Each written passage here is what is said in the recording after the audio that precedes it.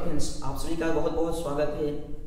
आज हम लोग स्टार्ट करने वाले हैं क्लास 10th में एक बहुत ही अच्छा टॉपिक, फिजिक्स का टॉपिक लाए हैं आप लोगों के लिए, जिसमें हम लोग आज पढ़ेंगे प्रकाश का परावर्तन एवं गोलीय दर्पण। आज का अपना टॉपिक है प्रकाश का परावर्तन एवं गोलीय दर्पण। स्टार्ट करेंगे एकदम बेसिक से और बहुत बेहतरीन तरीके से समझेंगे। क्लास 10th लेवल का ये टॉपिक है, आपको पढ़कर मजा आएगा, बहुत ज्यादा मजा आने वाला है। हम लोग सेशन की शुरुआत कर रहे हैं, आप लोग ध्यान दीजिएगा। हम लोग इस सेशन को शुरू कर रहे हैं एकदम जीरो से, और हम लोग आज आपको एकदम नई शुरुआत के तरीके से आप देखने को मिल रहा होगा आप लोगों को। तो आप लोग जुड़ जाइए सब लोग, और आ जाते हैं हम लोग अपने टॉपिक पर। टॉपिक का नाम है प्रकाश का परावर्तन एवं गोलीय दर्पण। प्रकाश का परावर्तन एवं गोलीय दर्पण, इसमें ध्यान देना है, हम लोगों को प्रकाश और उससे संबंधित सभी घटनाओं के बारे में अध्ययन करना है। और गोलीय दर्पण जो होता है वो प्रकाश की कौन कौन सी घटनाओं को क्या करता है, दिखाता है, इन सब चीजों के बारे में हमें अध्ययन करना है। स्टार्ट करते हैं टॉपिक के। स्टार्टिंग में अपना सबसे पहला जो टॉपिक है उसका नाम है प्रकाश, यानी कि लाइट। तो थोड़ा सा हम लोग इसके पहले एक चीज एक्सप्लेन कर लेंगे कि ये जो प्रकाश और उससे संबंधित घटनाएं हैं ये हम लोग कहाँ पढ़ रहे हैं। तो आप सबको पता है कि ये टॉपिक अपना चल रहा है कहाँ पर, भौतिक विज्ञान में। कहाँ पर चल रहा है ये, भौतिक विज्ञान में। इस भौतिक विज्ञान की एक शाखा है, इस शाखा का नाम है प्रकाशिकी। शाखा का क्या नाम है, प्रकाशिकी, ऑप्टिक्स। इस ऑप्टिक्स में हम लोग इस प्रकाश को पढ़ेंगे। यहाँ पर दो प्रकार की इसकी दो शाखाएं होती हैं। एक का नाम है किरण प्रकाशिकी होता है, एक का नाम क्या होता है, किरण प्रकाशिकी, और दूसरे का नाम है तरंग प्रकाशिकी। दूसरे का क्या नाम है आपका, तो आप बताइएगा कि दूसरे का नाम है तरंग प्रकाशिकी। सेशन में जुड़े रहिएगा। लास्ट में आप लोगों को 5 ऐसे टॉपिक मिलने वाले हैं जो आपकी एग्जाम के लिए बहुत महत्वपूर्ण होंगे, सीधे एग्जाम में आने वाले हैं। उसको हम लास्ट में समझेंगे, आप लोग जुड़े रहिएगा। किरण प्रकाशिकी में प्रकाश क्या होता है तो बताएंगे। प्रकाश का जो व्यवहार होता है वो किसकी तरह होता है, किरणों की तरह प्रकाश व्यवहार करता है। और तरंग प्रकाशिकी में क्या होता है, प्रकाश जो होता है, प्रकाश किसकी तरह व्यवहार करता है, तो तरंगों की तरह व्यवहार करता है। प्रकाश किसकी तरह व्यवहार करेगा, तरंगों की तरह। तो ये हमें थोड़ा सा समझ लेना था कि प्रकाशिकी की दो शाखाएं, किरण प्रकाशिकी और तरंग प्रकाशिकी। किरण प्रकाशिकी में किरणों की तरह व्यवहार करता है प्रकाश, और तरंग प्रकाशिकी में तरंगों की तरह व्यवहार करता है। आ जाते हैं हम लोगों का यही वाला टॉपिक है किरण प्रकाशिकी, क्योंकि प्रकाश का व्यवहार कैसा रहेगा, किरणों की भांति व्यवहार रहेगा। प्रकाश क्या होता है तो आप बताएंगे एक प्रकार की ऊर्जा है। प्रकाश क्या है, एक प्रकार की ऊर्जा है जो हमारी आंखों को संवेदित करता है और वस्तुओं को देखने में सहायता करता है। कैसे सहायता करता है तो आप बताएंगे, प्रकाश आएगा, सबसे पहले किसी वस्तु के ऊपर पड़ेगा, इस वस्तु से पड़कर हमारी आंख पर परावर्तित होगा, तब जाकर हम इस वस्तु को देख पाते हैं। क्लियर है? क्या बताएंगे यहाँ पर प्रकाश के बारे में, आप बताइएगा कि प्रकाश क्या है। प्रकाश एक प्रकार की ऊर्जा है।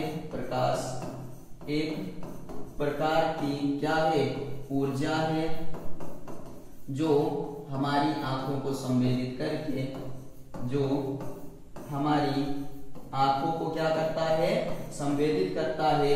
आंखों को संवेदित करके वस्तुओं को देखने में सहायता करता है। संवेदित करके वस्तुओं को, संवेदित करके वस्तुओं को देखने में, वस्तुओं को देखने में सहायता प्रदान करता है। तो ये हो गया प्रकाश की परिभाषा, सहायता प्रदान करता है। क्लियर है? यहाँ पर हमने देखा कि प्रकाश एक प्रकार की ऊर्जा है जो हमारी आंखों को संवेदित करके वस्तुओं को देखने में सहायता प्रदान करता है। प्रकाश के स्रोत कौन कौन से हैं तो आप लोगों ने ये चीज ध्यान दिया होगा कि जहां से प्रकाश उत्सर्जित हो, जिस स्रोत से प्रकाश क्या हो, प्रकाश उत्सर्जित हो, जिस स्रोत से प्रकाश उत्सर्जित हो उसे हम लोग प्रकाश स्रोत कहते हैं। ये दो प्रकार का हो सकता है, एक हो सकता है मानव निर्मित, क्या हो सकता है, एक मानव निर्मित और एक हो सकता है प्राकृतिक। क्या हो जाएगा, एक हो जाएगा प्राकृतिक। सभी चीजों को आपको ध्यान रखना है, एक एक पॉइंट आपके एग्जाम में बहुत महत्वपूर्ण भूमिका निभाने वाले हैं। तो मानव निर्मित, जिस स्रोत को मानव ने बनाया है, जैसे अगर हम बात करें तो आप लोगों को पता है मोमबत्ती, क्या होता है, मोमबत्ती, और क्या होता है, बल्ब आदि, ये सारे के सारे जो स्रोत हैं इसको हम लोग कहते हैं मानव निर्मित स्रोत। अगर हम सूर्य की बात करें, सूर्य की बात करें, चंद्रमा की बात करें आदि, ये सब कौन है, तारे हो गए, ये सब कौन से हो गए, प्राकृतिक, मतलब जिसको मानव ने नहीं बनाया बल्कि प्रकृति के द्वारा बनाए गए हों, ऐसे स्रोत को हम लोग प्राकृतिक प्रकाश स्रोत कहते हैं।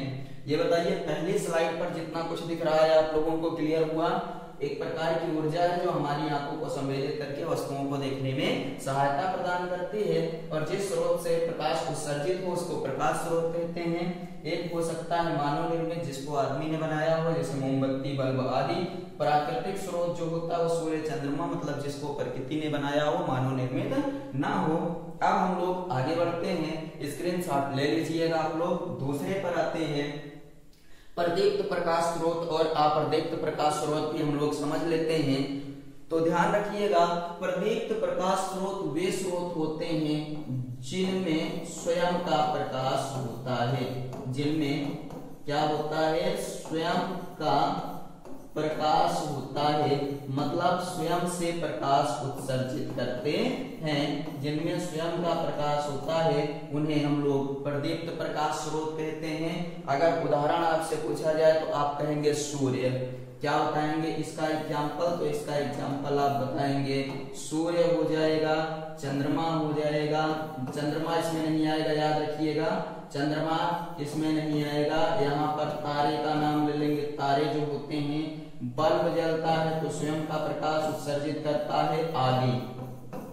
मतलब ऐसे सभी स्रोत जिनमें प्रकाश स्वयं से उत्सर्जित हो रहा हो उनको हम लोग क्या कहते हैं, प्रदीप्त प्रकाश स्रोत कहते हैं। और अप्रदीप्त प्रकाश स्रोत किसे कहते हैं? तो आप बताइएगा, जिनमें स्वयं का प्रकाश ना हो, जिनमें स्वयं का प्रकाश ना हो।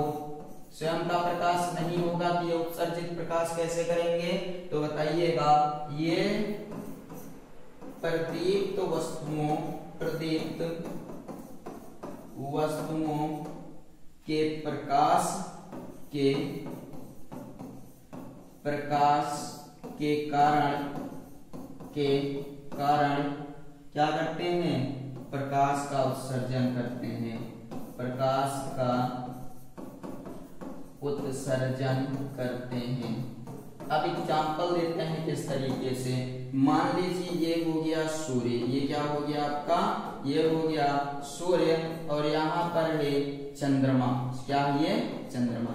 तो क्या होगा जानते हैं, यहाँ से पहले प्रकाश इसके ऊपर जाएगा, और जब इसके ऊपर प्रकाश जाएगा तो ये प्रकाश को अपने अंदर अवशोषित करेगा, जैसे कुर्सी वगैरह होती है। उसके बाद फिर ये प्रकाश को क्या करता है, फैलाता है। इसलिए इसने पहले सूर्य के प्रकाश को ग्रहण किया, ग्रहण करने के बाद फिर इसने क्या काम किया, उत्सर्जित किया। इसलिए इसको हम लोग अप्रदीप्त प्रकाश स्रोत कहते हैं। अगर हम उदाहरण की बात करें तो यहाँ पर इसका एग्जाम्पल कुर्सी भी हो सकती है, अपनी पृथ्वी भी इसका एग्जाम्पल हो सकती है, चंद्रमा इसका एग्जाम्पल है आदि। मतलब वे सभी वस्तुएं जो स्वयं का प्रकाश उत्सर्जित नहीं करते, ऐसी वस्तुओं को हम लोग अप्रदीप्त प्रकाश स्रोत के नाम से जानते हैं, और जो स्वयं प्रकाश का उत्सर्जन करती हैं उन्हें हम प्रदीप्त प्रकाश स्रोत के नाम से जानते हैं। क्लियर है? स्क्रीनशॉट ले लीजिए, आगे बढ़ते हैं हम लोग।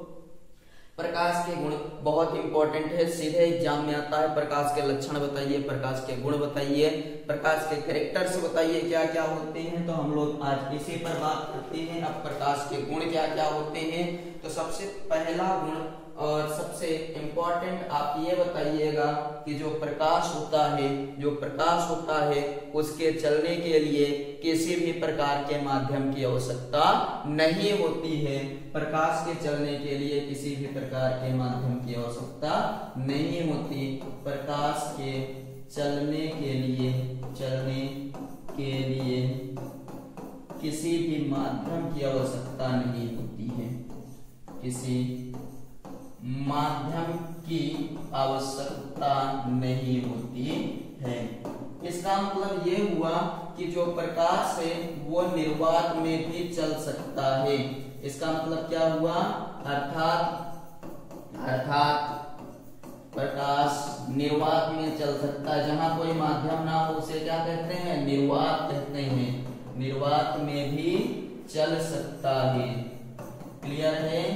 यहाँ पर हमने पहला लक्षण बताया कि प्रकाश को चलने के लिए किसी भी प्रकार के माध्यम की आवश्यकता नहीं होती है, अर्थात प्रकाश निर्वात में भी चल सकता है। दूसरे पॉइंट की अगर हम लोग बात करें तो प्रकाश जिस रास्ते पर चलता है उसे किरण कहते हैं। प्रकाश के गमन पथ को क्या बोला जाता है? इसको हम कहते हैं गमन पथ। जिस रास्ते पर चलता है को किरण कहते हैं। प्रकाश के गमन पथ को किरण कहते हैं।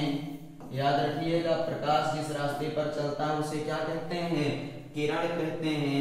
आगे हम लोग ये बताएंगे तीसरा लक्षण क्या बताएंगे? तो हम ये बताएंगे कि प्रकाश स्वयं दिखाई नहीं देता है। क्या होता है?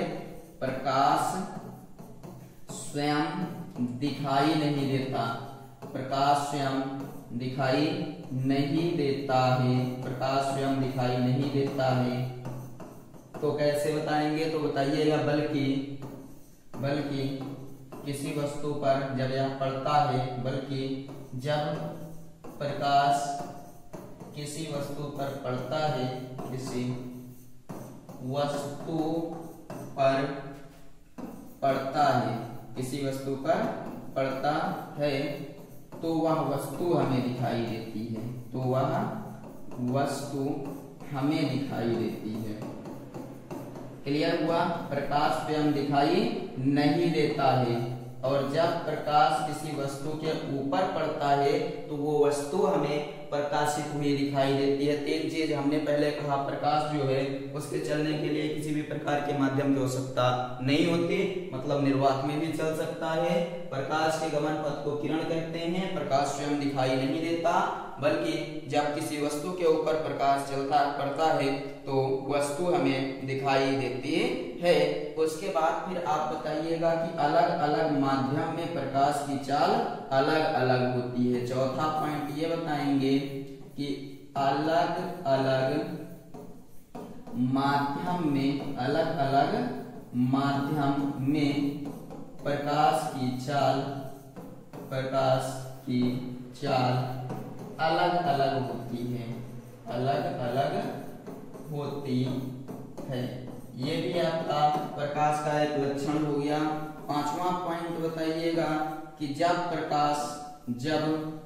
प्रकाश एक माध्यम से दूसरे माध्यम में जाता है, एक माध्यम से दूसरे माध्यम में जाता है, जैसे पानी से गया हवा में या हवा से पानी में दूसरे माध्यम में जाता है, तो अपने मार्ग से कुछ विचलित हो जाता है। क्या हो जाता है? कुछ विचलित हो जाता है, मतलब अपने मार्ग से थोड़ा सा विचलित हो जाता है, और इस घटना को प्रकाश का अपवर्तन कहते हैं। अगर प्रकाश चल रहा है, उसके रास्ते में कोई छोटा सा अवरोध पड़ जाए तो प्रकाश अपने रास्ते से मुड़ जाता है। प्रकाश क्या होता है? अपने रास्ते से मुड़ जाता है। इसको हम लोग अगले लक्षण में पढ़ने वाले हैं। यहाँ पर 6 नंबर में क्या बताएंगे कि जब प्रकाश के रास्ते में, जब प्रकाश के रास्ते में कोई सूक्ष्म अवरोध आता है, कोई सूक्ष्म अवरोध, अवरोध मतलब रुकावट, अवरोध पड़ता है तो प्रकाश थोड़ा सा मुड़ जाता है, थोड़ा सा क्या होता है, मुड़ जाता है। इसे हम लोग विवर्तन कहते हैं। क्या कहा जाता है इसे, आप बताएंगे? इसे प्रकाश का विवर्तन कहते हैं। प्रकाश थोड़ा सा मुड़ जाता है, इसको हम लोग प्रकाश का विवर्तन कहते हैं। एक और पॉइंट यहाँ पर समझ लेते हैं, 7 पॉइंट हो जाए आपके। तो अगला पॉइंट आप ये बताइएगा कि जो दृश्य प्रकाश होता है, मतलब जो 7 कलर होता है सूर्य के प्रकाश में, जिसको हम लोग देखते हैं, दृश्य प्रकाश की तरंगदैर्घ्य, दृश्य प्रकाश की तरंगदैर्घ्य 3900 एंगस्ट्रॉम से 7800 एंगस्ट्रॉम के बीच होती है।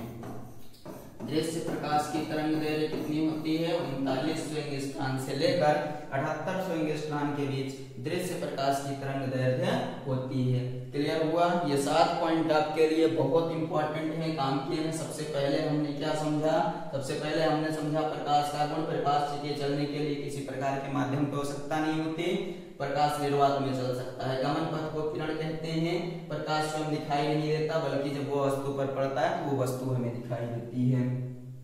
अलग अलग माध्यम में प्रकाश की चाल अलग अलग होती है। जब प्रकाश एक माध्यम से दूसरे माध्यम में जाता है तो अपने मार्ग से विचलित हो जाता है। इस घटना को प्रकाश का अपवर्तन कहते हैं। प्रकाश के रास्ते में कोई सूक्ष्म अवरोध या रुकावट आती है तो प्रकाश क्या करता है, अपने रास्ते से थोड़ा सा मुड़ जाता है। तो प्रकाश का पथ थोड़ा सा मुड़ जाना प्रकाश का विवर्तन कहलाता है। दृश्य प्रकाश की तरंगदैर्घ्य 3900 एंगस्ट्रॉम से 7800 एंगस्ट्रॉम के मध्य होती है। स्क्रीनशॉट ले लीजिए। उसके बाद हम लोग चलते हैं अगले वाले पॉइंट के ऊपर, देखते हैं अगला पॉइंट अपने पास है प्रकाश किरण। अभी आपको समझाया गया प्रकाश किरण किसे कहते हैं। तो प्रकाश किरण किसे कहते हैं आप बताएंगे? प्रकाश जिस रास्ते पर चलता है, प्रकाश के गमन पथ को किरण कहते हैं। ये आपने समझ रखा है। यहाँ पर क्या आपने बताया था अभी प्रकाश का जो गमन पथ होता है, प्रकाश का गमन पथ, उसी को हम क्या कहते हैं, प्रकाश किरण। और याद रखिएगा किरणों के समूह को, किरणों के समूह को किरण पुंज कहते हैं। क्या कहते हैं? किरण पुंज या फिर प्रकाश पुंज कहते हैं, प्रकाश पुंज कहते हैं। यह परिभाषा यहाँ पर आपकी हो गई कि किरणों के समूह को क्या कहा जाता है, किरणों के समूह को हम लोग किरण पुंज या प्रकाश पुंज कहते हैं। अब ध्यान दीजिए, ये जो प्रकाश पुंज या किरण पुंज होती है, ये किरण पुंज आपकी 3 प्रकार की होती है। कितने प्रकार की होती है? 3 प्रकार की। प्रकाश पुंज कितने प्रकार की होती है? 3 प्रकार की होती है, 3 प्रकार की होती है। प्रकाश पुंज या किरण पुंज 3 प्रकार की होती है। पहले वाले को हम लोग कहते हैं अभिसारी प्रकाश पुंज। क्या बोला जाता है? अभिसारी प्रकाश पुंज। जब प्रकाश किरणें किसी एक बिंदु पर आकर अभिसरित हो रही हो, किसी एक बिंदु पर आकर अभिसरित हो रही हो, तो इस प्रकार के प्रकाश पुंज को हम लोग अभिसारी प्रकाश पुंज कहते हैं। क्या बताएंगे? जब सभी प्रकाश किरणें, सभी प्रकाश किरणें एक बिंदु पर एक ही बिंदु पर अभिसरित हो रही हूँ। अभिसरित मतलब आ रही हूँ, अभिसरित हो रही हूँ, अभिसरित हो रही हूँ, इनको हम लोग क्या कहते हैं? अभिसारी प्रकाश पुंज। अगर इसके चित्र को देखा जाए तो कुछ ऐसे बताइएगा कि जितने किरणें आई सबकी सब एक ही बिंदु पर आकर पड़ गई, इसलिए इसको अभिसारी प्रकाश पुंज कहते हैं। उदाहरण अगर आपसे कहा जाए तो यहाँ पर एक सीधा सिंपल सा एग्जाम्पल ले लीजिएगा। सरल क्या बताएंगे? सरल सूक्ष्मदर्शी में जो प्रकाश किरणें आपतित होती हैं वो कैसी होती हैं? अभिसारी प्रकाश पुंज के द्वारा आई हुई होती हैं। इसमें हमने यही चीज समझना था कि जब प्रकाश किरणें क्या होती हैं, किसी एक बिंदु पर अभिसरित हो रही हो, तो जैसे एग्जांपल सरल सूक्ष्मदर्शी में सभी प्रकाश किरणें एक बिंदु पर आकर केंद्रित होती हैं, इसलिए इनको कहते हैं अभिसारी प्रकाश पुंज। आ जाइए अगले की बात करते हैं। अपसारी प्रकाश पुंज क्या होता है, तो बताएंगे जब प्रकाश किरणें जो समूह होगा किरणों का, जो प्रकाश किरणों का समूह होगा, जब प्रकाश किरणें एक ही स्रोत से या बिंदु से निकल कर फैल रही हो, तो इसको हम क्या कहते हैं, अपसारी कहते हैं। ऐसे समझिए एक बिंदु है, यहाँ से निकली, इधर गई, इधर भी गई, इधर भी गई, इधर, और इस तरीके से यहाँ कहाँ देखने को मिलता है, तो आप बताएंगे वाहनों के हेडलाइट से उत्सर्जित प्रकाश किरणों का जो समूह होता है वो अपसारी होता है। क्या बताएंगे, वाहनों के एग्जाम्पल की अगर बात की जाए तो आप कहेंगे वाहनों के हेडलाइटों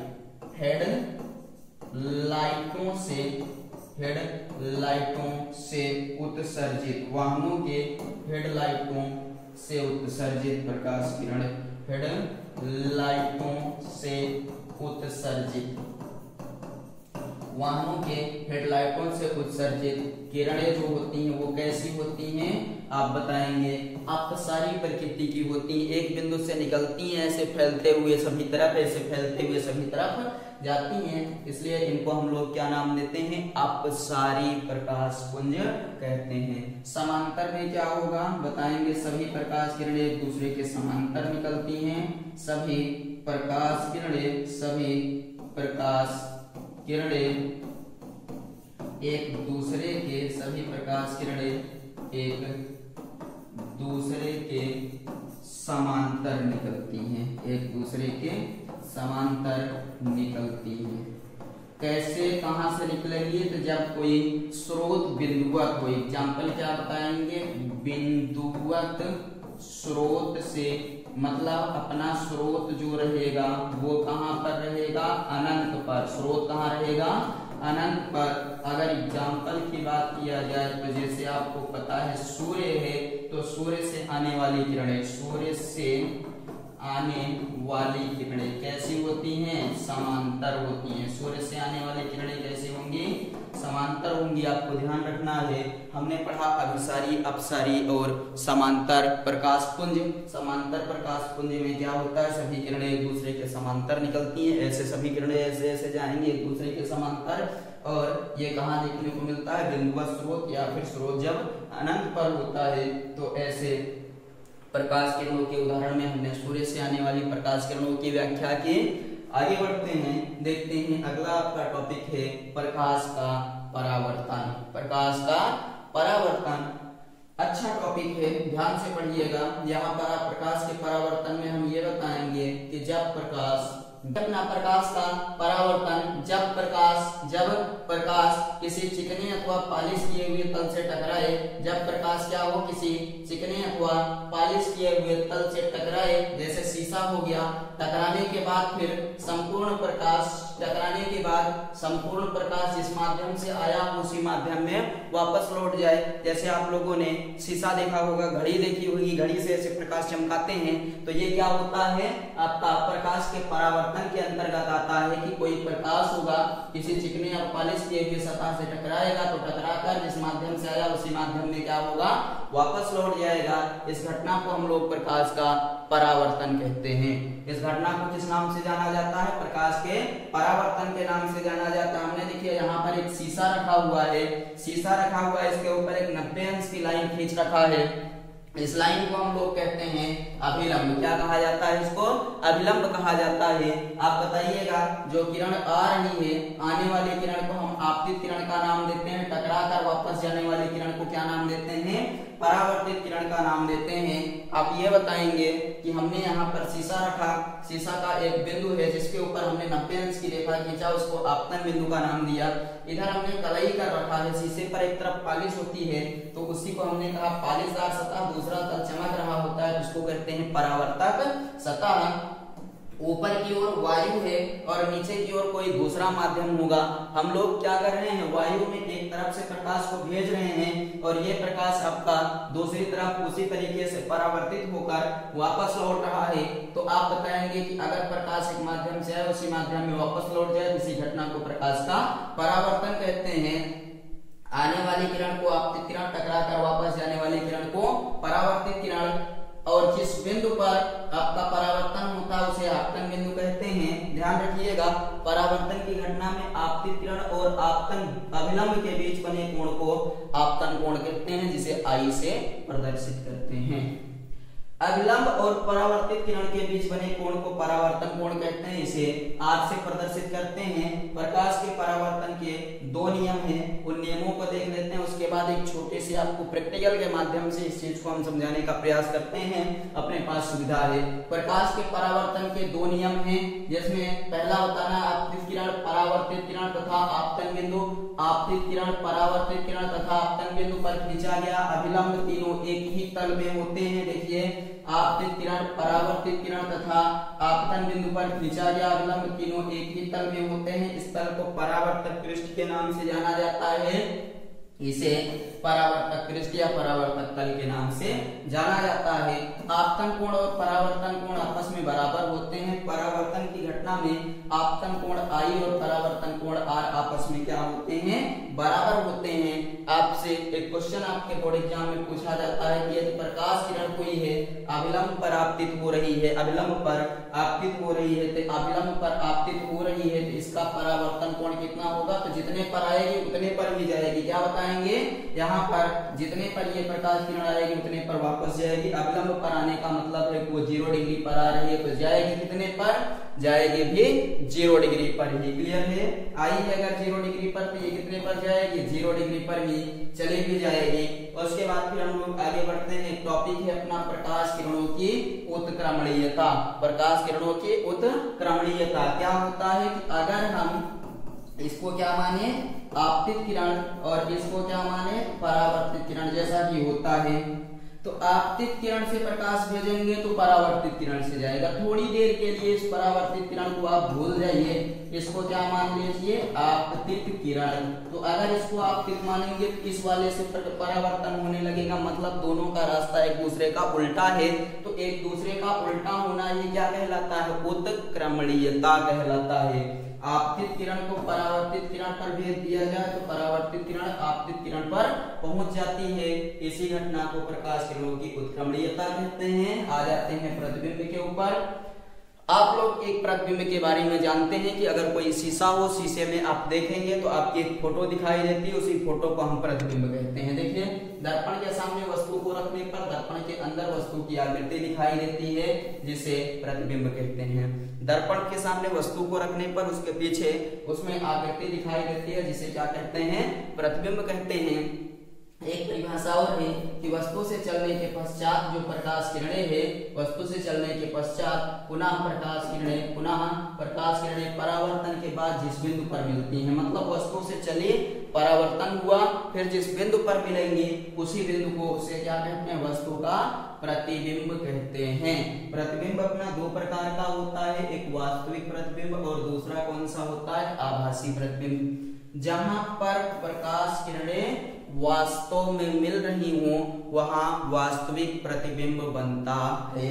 जहां प्रकाश किरणें वास्तव में मिल रही हो वहां क्या बनता है, वास्तविक प्रतिबिंब। और ये सदैव उल्टा होता है, इसे पर्दे पर प्राप्त किया जा सकता है। आभासी प्रतिबिंब क्या होगा, तो जहां प्रकाश किरणें वास्तव में ना मिल रही हो उसे आभासी प्रतिबिंब कहते हैं। इसे पर्दे पर प्राप्त नहीं कर सकते, इसकी फोटो ले सकते हैं, और ये सदैव कैसा होता है, सीधा होता है। तो दोनों में अंतर समझ में आया, ऊपर वाला उल्टा होगा वास्तविक, और ये क्या होगा, सीधा। इसको हम क्या करते हैं, पर्दे पर प्राप्त कर सकते हैं, इसको पर्दे पर प्राप्त नहीं कर सकते, लेकिन इसकी फोटो खींची जा सकती है। आगे बढ़ा जाए, आ जाते हैं आगे। आपको यहाँ पर 5 ऐसे प्रश्न जिनके बारे में हम लोगों ने अभी लास्ट में बात किया था।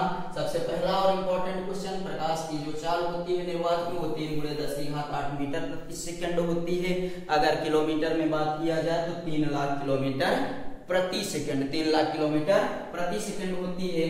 परावर्तन के नियम अगर हम बात करें तो गोलीय पृष्ठों सहित जैसे आप लोग जानते हैं गोलीय दर्पण सभी प्रकार के परावर्तक सतह के लिए सत्य होता है। चाहे जिस प्रकार का परावर्तक पृष्ठ हो, सबके लिए परावर्तन का नियम यही होगा जो आपने इसके पहले पढ़ रखा है।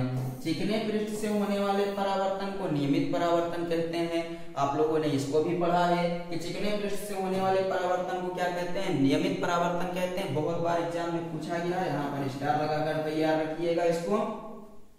और अगर पृष्ठ अपना खुरदरा है तो खुरदरे पृष्ठ से होने वाले परावर्तन को क्या कहा जाता है, इस तरीके से ये देखिए प्रश्नों को ध्यान से आप लोग देख लीजिए, इसको आप सॉल्व करके हमें भेजिएगा। प्रश्न है प्रकाश का प्रकीर्णन किस घटना के कारण होता है, प्रकाश का प्रकीर्णन किस घटना के कारण होता है, किस दर्पण का उपयोग वाहनों में पीछे का दृश्य देखने के लिए किया जाता है। आप लोग आंसर जरूर दीजिएगा। पूर्ण आंतरिक परावर्तन की घटना के लिए क्या आवश्यक होता है, ऑप्शन है आपके पास। प्रकाश की चाल निर्वात में क्या होती है, आपके पास 4 ऑप्शन। लेंस की शक्ति का मात्रक क्या होता है, यदि किसी लेंस की फोकस दूरी +20 सेंटीमीटर है उसकी प्रकृति क्या होगी। इंद्रधनुष का बनना प्रकाश की किस घटना का परिणाम है। सभी प्रश्नों के आंसर दीजिएगा, एक एक प्रश्न हम चेक करेंगे। उसके बाद कह रहा एक वस्तु को उत्तल दर्पण के सामने अनंत पर रखा गया, इसका प्रतिबिंब कहाँ बनेगा। मानव नेत्र में प्रतिबिंब कहाँ बनता है, आप लोग आंसर दीजिएगा, बाकी हम लोग टॉपिक पढ़ते रहेंगे। सूर्य के प्रकाश के अवयवी रंगों में विभक्त होने की घटना को क्या कहते हैं, आप लोगों ने पढ़ा है 7 रंगों में बंट जाता है, इस घटना को क्या कहते हैं। परावर्तन के नियमों की परिभाषा दीजिए। क्रांतिपूर्ण और पूर्णांतरिक परावर्तन को विस्तार से समझाइए। गोलीय दर्पण के विभिन्न प्रकार और उनके उपयोगों का वर्णन कीजिए। प्रकाश के अपवर्तन से आप क्या समझते हैं, इसके 2 उदाहरण दीजिए। और वर्ण विक्षेपण क्या है, एक श्वेत प्रकाश पुंज के प्रिज्म से गुजरने पर यह कैसा होता है। ये पूरा का पूरा टॉपिक आपको बाई प्रैक्टिकल हम लोग समझाने वाले हैं। यहाँ पर देखिए हम लोगों के पास ये है एक टार्च, ये हो गई क्या अपनी टार्च। और उसके बाद इधर हम लोगों के पास एक माध्यम ये हो गया, दूसरा माध्यम यहाँ है। देखिए अब क्या होगा, ऊपर की ओर आपको दिया गया है एयर है, ऊपर क्या है एयर, नीचे आपका क्या दिया गया है वाटर दिया गया है। ये फिलहाल रिफ्लेक्शन को समझाएगा। हम लोग रिफ्लेक्शन की बात करेंगे तो केवल रिफ्लेक्शन वाले पर ही चर्चा करेंगे। जैसे हम लोग इसको यहाँ से हमने ऑन कर दिया, अब ऑन करते ही क्या होगा, इसको ध्यान दीजिए। अपने वाली घटना में केवल जहां पर फोकस करना है वो ये वाला पॉइंट है, कौन सा, यहाँ से प्रकाश किरण आई, उसके बाद ये इधर से ऐसे चली गई, यहाँ से प्रकाश किरण आई और इधर क्या हुई, ये चली गई। तो इस वाले को हम लोग क्या कहते हैं, तो आप बताएंगे इस वाले को हम कहते हैं प्रकाश का परावर्तन।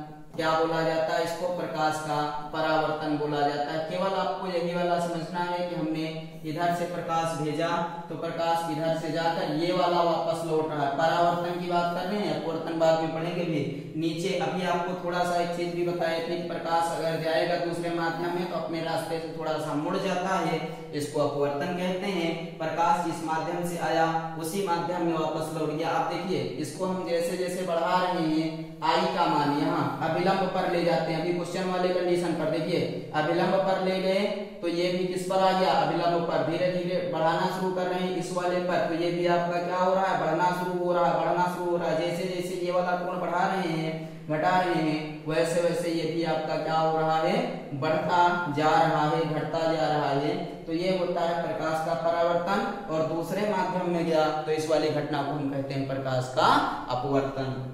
तो हमें लगता है ये बहुत बेहतरीन तरीके से आपको समझ में आया होगा। सेशन अगर पसंद आया है तो आप लोग लाइक शेयर और सब्सक्राइब करिएगा। हम लोग मिलेंगे अब अगले वीडियो में, मिलेंगे हम लोग अगले वीडियो में। सब्सक्राइब कर लीजिएगा, शेयर कर दीजिएगा। किसी प्रकार का अगर आपको कहीं पर भी डाउट आता है तो डाउट की कंडीशन में आपके पास 6392335207 व्हाट्सएप है, इस पर व्हाट्सएप करके आप अपने डाउट को क्लियर कर सकते हैं। चलिए ठीक है, आप लोग तैयार करिए, मिलेंगे अगले वीडियो में। सेशन में जुड़ने के लिए सभी का बहुत बहुत धन्यवाद।